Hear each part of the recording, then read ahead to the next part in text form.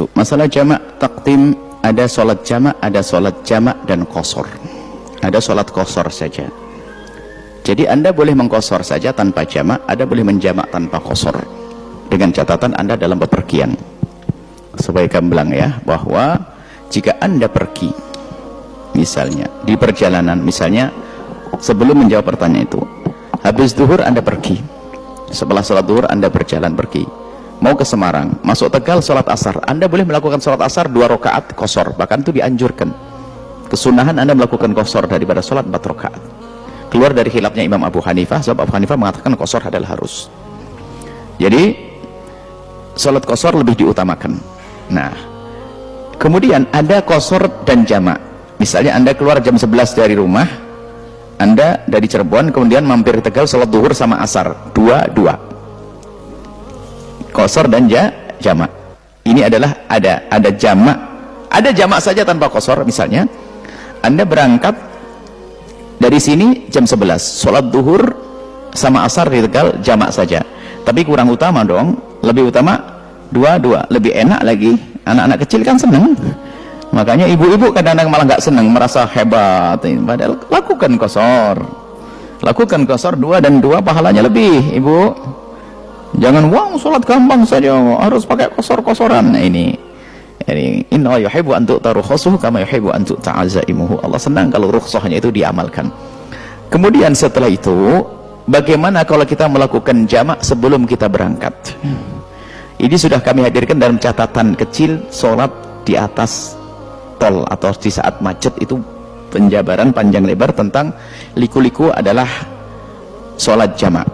Baik, sholat jamak sebelum berangkat memang khilaf di antara para ulama, khususnya mazhab kita Imam Syafi'i. Banyak di antara mereka mengatakan tidak diperkenankan, tapi ternyata banyak seperti Imam Qofal dan juga nanti Imam Ibnul Mundir, kemudian juga banyak yang memperkenankan jamak sebelum berangkat tapi nggak ada qasar.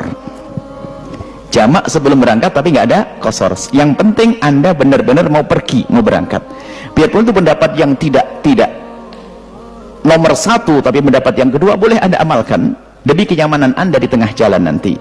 Jadi selagi Anda di rumah lalu Anda mau pergi, asalkan niat pergi memang sudah ada jadwal perginya, pesawat sudah ada tiketnya, ada jadwalnya, mobil sudah siap dan sebagainya, maka ada sudah janji, maka Anda boleh melakukan sholat Jumat langsung Anda sambung dengan sholat asar biarpun Anda masih berada di rumah, karena Anda sudah niat mau bepergian. Biarpun itu bukan dapat nomor 1, tapi boleh Anda amalkan, kemudahan. Karena kalau di jalan nanti takut ribet dan sebagainya, apalagi jika di tengah jalan ada gambaran akan kena macet tol, apalagi itu. Orang Bogor mau ke Jakarta, pendek, Jakarta itu dekat, tapi jamnya jam macet, ya kan? Waktu duhur di rumah, ini sampai Jakarta bisa maghrib, maka duhur sama asar, karena ada gambaran mau macet. Saya hadirkan dalam catatan macet, sholat macet di atas tol, atau video yang 5 menitan tentang ini, sudah ada itu.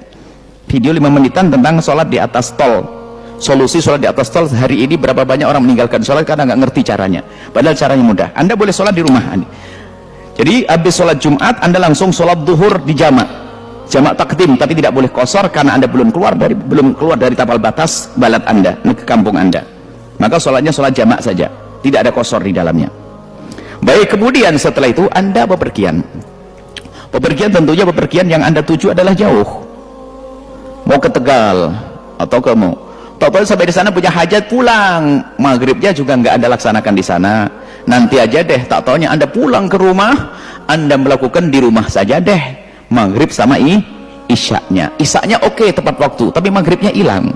Asalkan Anda sudah niat menjamak takhir, maghribnya akan Anda bawa ke isyak, maka Anda telah niat jamak, tapi ternyata kenyataannya sholatnya Anda lakukan di rumah juga, maka ketahuilah di saat itu sudah nggak ada jamak lagi, karena Anda sudah sholat masuk waktu isya, maghribnya Anda lakukan di rumah, namanya qadha. Ini namanya qadha. Cuman qadha yang bila itsmin, yang nggak dosa, sebab waktu Anda meninggalkan sholat maghrib Anda di tengah jalan.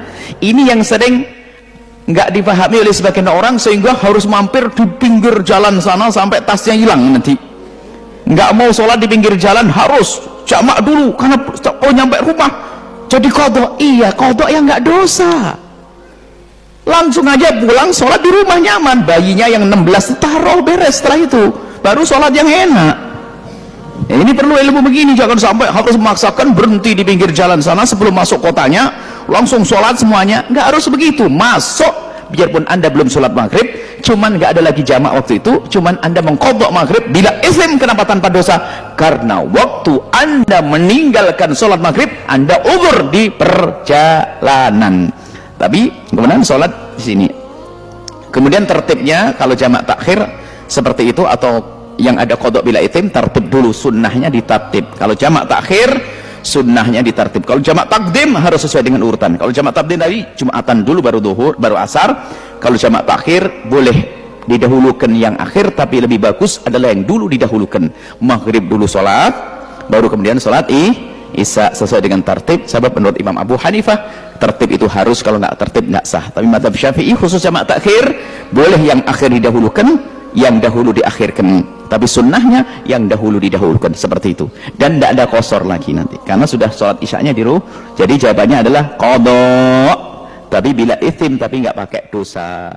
Wallahu a'lam bishawab.